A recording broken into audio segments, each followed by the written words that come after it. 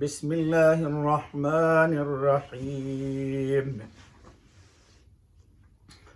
سأل سائل بعذاب واقع للكافرين ليس له دافع من الله ذي المعارج صدق اللہ العظیم وصدق رسولہ النبی الکریم ونحن على ذلك لمن الشاہدین والشاکرین۔ الحمدللہ آج سورۃ المعارج شروع ہوئی۔ جو لوگ خواب کی تعبیر بتاتے ہیں فرماتے ہیں کہ اگر کوئی شخص اس کو خواب میں پڑھے تو اللہ تعالیٰ اس کو فتح مند کریں گے اور اللہ تعالیٰ امن عطا فرمائیں گے۔ اس سورت کے اندر 44 آیتیں اور 2 رکوع ہیں۔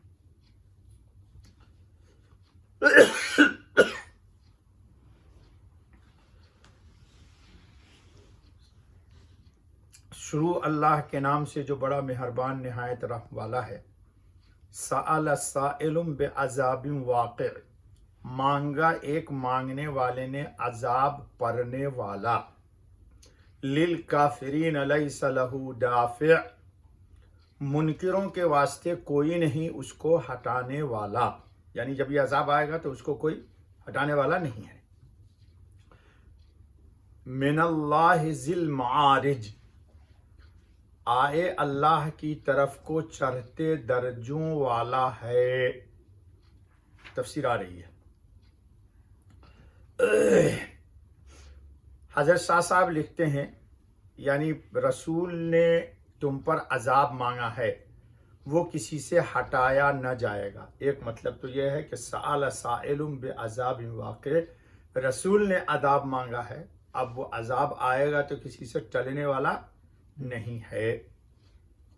یا عذاب مانگنے والے بے ایمان ہوں جو کہا کرتے تھے کہ آخر جس عذاب کا وعدہ ہے وہ جلدی کیوں نہیں آتا جی اے اللہ، اگر محمد صلی اللہ علیہ وسلم کا کہنا سچ ہے تو ہم پر آسمان سے پتھروں کی بارش کر دیں۔ یہ باتیں انکار و تمسخر کی راہ سے کہتے تھے، یعنی مشرکین کفار بے ایمان لوگ یہ کہتے تھے۔ ابھی آ رہی ہے تفصیل کہ وہ کون تھا۔ اس پر فرمایا کہ عذاب مانگنے والے نے ایک ایسی آفت مانگ رہے ہیں جو بالیقین ان پر پڑنے والی ہے، کسی کے روک نہیں سکتی۔ کفار کی انتہائی حماقت یا شوخ چشمی ہے جو ایسی چیز کا اپنی طرف سے مطالبہ کرتے ہیں۔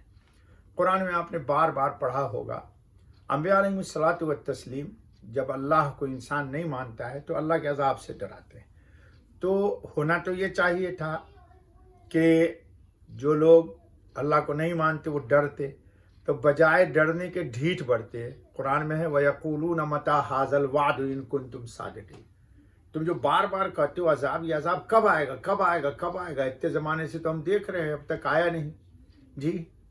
تو اس میں کئی حکمت ہے۔ سوال یہ پیدا ہوتا ہے کہ ان بے ایمانوں کے منہ مانگے عذاب سے اللہ فوری عذاب بھیج کر کے قیامت تک ہزار لاکھ اہل ایمان آنے والے ہیں، ان کو اعمال صالحہ کی توفیق ہوگی، اس میں بے شمار غوث کتب ابدال اولیاء ابرار اخیار ابھی آنے ہیں ہماری نسلوں میں، باقی ہے مسلمانوں میں، تو عذاب آ جائے گا تو ان کا تو آنا رک گیا۔ تو رب العزت کسی بے ایمان کے کہنے سے عذاب نہیں لائے گا، وہ تو رب العزت ہے، وہ اپنی مرضی کا مالک ہے، کسی کے کہنے سے عذاب نہیں لائے گا، لیکن جب آ جائے گا تو پھر ٹلنے والا نہیں ہے۔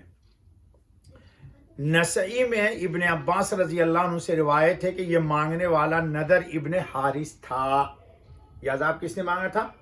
نضر ابن حارث، جس نے قرآن اور رسول اللہ صلی اللہ علیہ وسلم کی تکذیب میں اس جرأت سے کام لیا کہ کہنے لگا اللہم ان کان ھذا ھو الحق من عندک فامطر علینا حجارۃ من السماء او ائتنا بعذاب علیم، یعنی یہ دعا کی کہ یا اللہ اگر یہ قرآن ہی حق ہے اور آپ کی طرف سے تو ہم پر آسمان سے پتھر برسا دے یا کوئی دوسرا عذاب علیم بھیج دے۔ تو یہ اس نے دعا مانگی، اللہ نے اس کا جواب دیا ہے کہ وہ सवाल कर रहा है ना अजाब का, तो आएगा, लेकिन वो दफा होने वाला नहीं है। जब वो अजाब आएगा तो किसी से दफा नहीं होगा। मिनल्लाहि ज़िल मआरिज, जी, यानी फरिश्ते और मोमिनीन की रूहें तमाम आसमानों को दर्जा बदर्जा तय करके उसकी बारगाह कुर्ब तक चढ़ती हैं।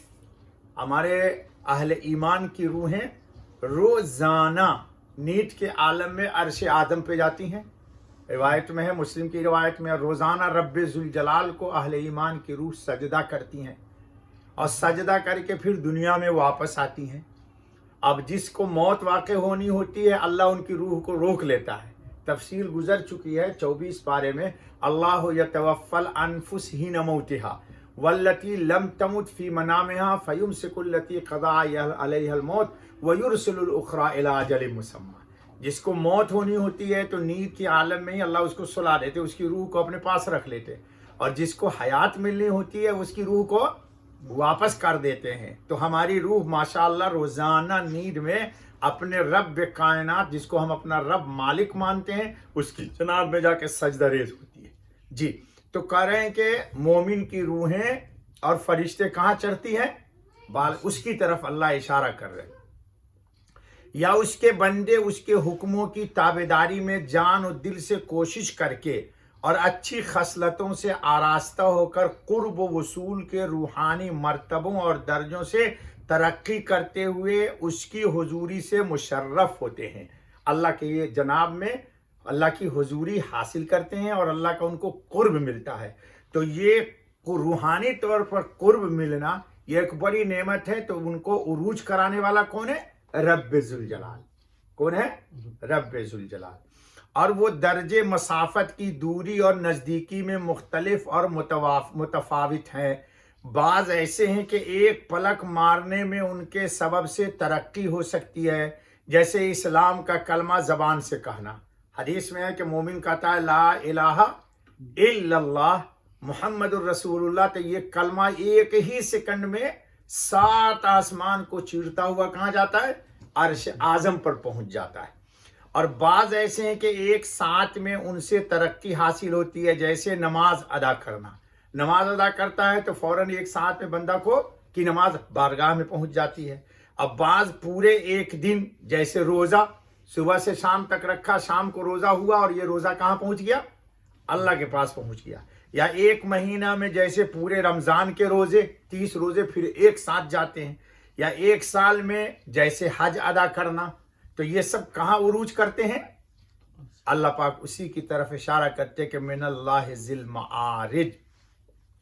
इसी तरह फरिश्तों और रूहों का उरूज जो किसी काम पर मुकर्रर है, उस काम से फरागत पाने के बाद मुख्तलिफ व मुतफावित है और उस बारगाह कुद्दूस की तदबीरों इंतज़ाम का उतार चढ़ाव बेशुमार दर्जे रखता है। तो अल्लाह रब्बुल आलमीन से अजाब कभी भी बंदे को नहीं मांगना चाहिए, उजलत कभी नहीं करनी चाहिए। जो मोहलत दी है अल्लाह ने, उस मोहलत को तौबा, इस्तिग़फ़ार और इनाबत में गुजारनी चाहिए। अल्लाह हम सबको नेकी की तौफीक फरमाए। सदक़ल्लाहुल अज़ीज़।